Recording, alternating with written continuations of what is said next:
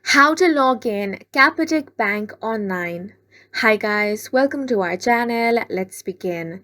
In this video, I will guide you on how you can log into Capitec Bank Online.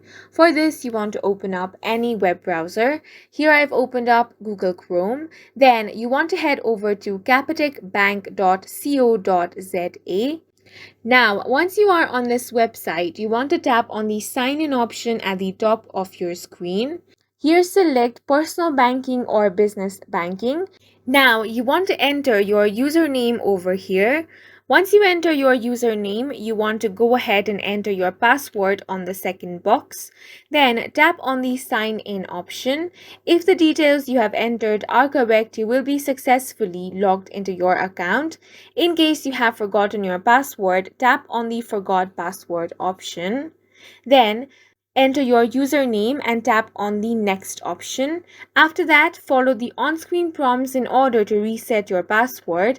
And that's it for this video. If you found it helpful, please make sure to hit the like button and subscribe for more videos like this.